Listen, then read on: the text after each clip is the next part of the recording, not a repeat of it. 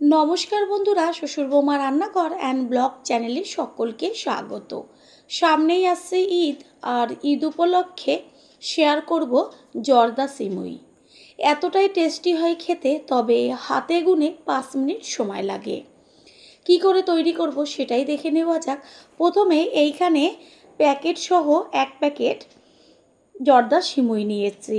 আর এই সিমুইগুলো যে অন্য যে সিমুইগুলো হয় তার থেকে সম্পূর্ণ আলাদা। দেখাই যাচ্ছে প্যাকেটটা কেটে নিয়েছি। এবার একটা প্লেটে ঢেলে নেব। এই সিমুইটা আপনারা প্রত্যেকটা মুদি দোকানেই পেয়ে যাবেন। এবার সিমুইটাকে যেহেতু অনেকটাই লম্বা, সেই কারণে ভেঙে নেব। আমি একটা গোটা সিমুইকে ঠিক এইভাবে 3 টুকরো করে নিয়েছি। এতে কি হবে, রান্না করতেও সুবিধা হবে, আর সিমুইগুলো একদম পুরো ঝরঝরে হয়ে যাবে। সিমুইটা সম্পূর্ণটাই ভেঙে নেওয়া হয়ে গেছে। এবার হাত দিয়ে বেশ একদম ছাড়িয়ে নেব সিমুইগুলোকে। দেখাই যাচ্ছে যে সিমুইগুলো ধরা মাত্রই কত সুন্দর একদম ঝরঝরেভাবে খুলে আসছে একটার গায়ের থেকে আর একটা। এবার মূল রান্নাটায় ফিরে আসা যাক। গ্যাসের ওভেনে কড়াই বসিয়ে তাতে দিয়ে দেব ঘি। আর এই সিমুই রান্নার ক্ষেত্রে ঘিয়ের পরিমাণটা একটু বেশি দিতে হবে, তাহলে ভীষণ টেস্টি হয়। যেহেতু ঘিটা জমাট বাঁধা, সেই কারণে আমি যে বড় চামচের 1 চা চামচ নিয়েছি, ওতেই কিন্তু 2 চামচ পরিমাণ ঘি হয়ে গেছে। এইভাবে আমি 2 চা চামচ ঘি এর মধ্যে দিয়ে দিয়েছি। দেখা যাচ্ছে যে কতখানি ঘি হয়েছে। সিমুইয়ের পরিমাণ অনুযায়ী ঘিটা কম বেশি ব্যবহার করতে হবে। গ্যাসের ফ্লেম লোতে রাখতে হবে। তারপরে কিছু ড্রাই ফ্রুটস আমি ভেজে নেব। যেমন এইখানে আমি কাজু বাদাম আর কিশমিশ দিয়ে দেব। আপনারা আপনাদের পছন্দ মতো আরও যে ড্রাই ফ্রুটসগুলো আছে সেইগুলো ব্যবহার করতে পারেন।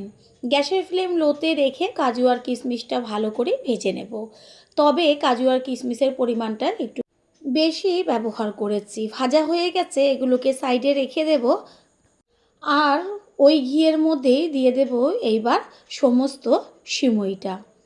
এই সিমুইগুলো আগে থেকে ভাজাই থাকে। দেখাই যাচ্ছে যে লাল লাল, এগুলো কিন্তু ভাজা থাকে। এবার ঘিয়ের মধ্যে সিমুইটাকে বেশ খুন্তি দিয়ে ছাড়িয়ে ছাড়িয়ে দেব। যেহেতু একেবারে সরু সরু, সেই কারণে একটার গায়ে একটা লেগেই যাবে। সেই জন্য ভালোভাবে ঠিক খুন্তি দিয়ে এইভাবে একটু সময় নিয়ে ভালো করে নেড়েচেড়ে দিতে হবে। আমি এইখানে 2টো খুন্তি ব্যবহার করেছি। এবার ঘিয়ের মধ্যে ভালোভাবে সিমুইগুলোকে 2টো খুন্তির সাহায্যে ছাড়িয়ে নেব। দেখাই যাচ্ছে যে কিভাবে আমি এগুলোকে ছাড়িয়ে দিচ্ছি।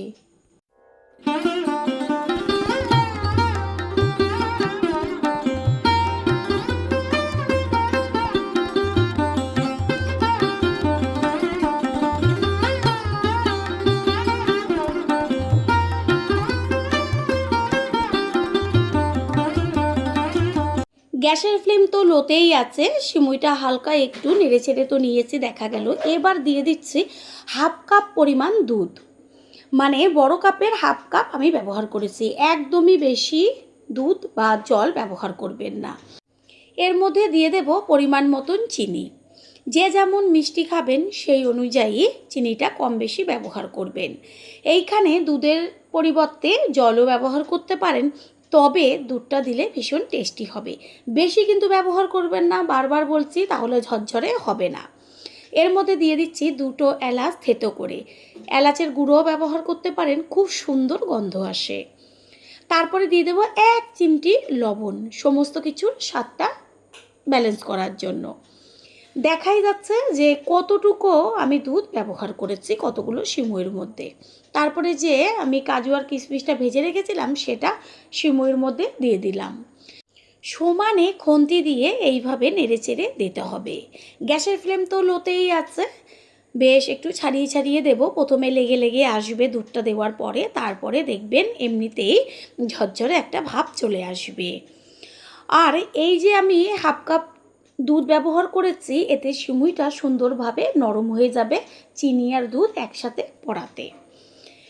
প্রথমে দেখা গেল যে দলা দলা রয়েছে, এবার সুন্দরভাবে কিন্তু ঝরঝরে হয়ে আসছে। পুরনো বন্ধুদের সবসময় আমাদের পাশে এইভাবে ভালোবেসে থেকে এগিয়ে নিয়ে যাবার জন্য অনেক অনেক ভালোবাসা।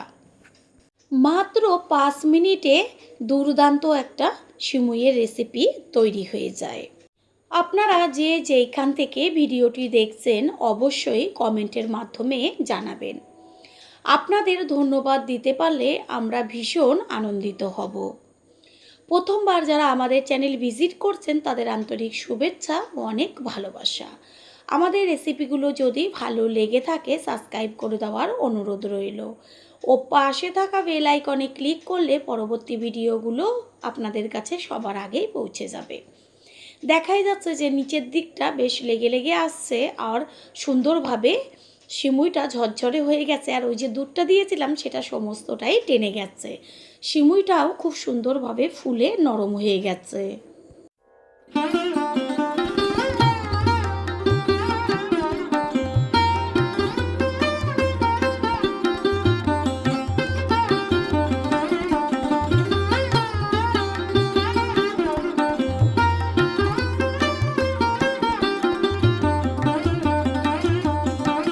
সিমুই তৈরি হয়ে গেছে, এবার গ্যাস অফ করে দিয়েছি আর একটা প্লেটে তুলে নেব।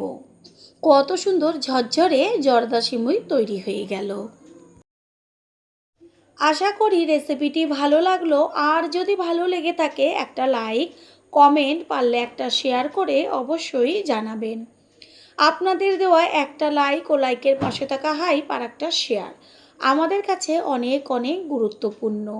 All friend, thanks for watching my video. আপনারা সকলে ভালো থাকবেন, সুস্থ থাকবেন। আবারও দেখা হবে অন্য কোনো রেসিপির এপিসোডে।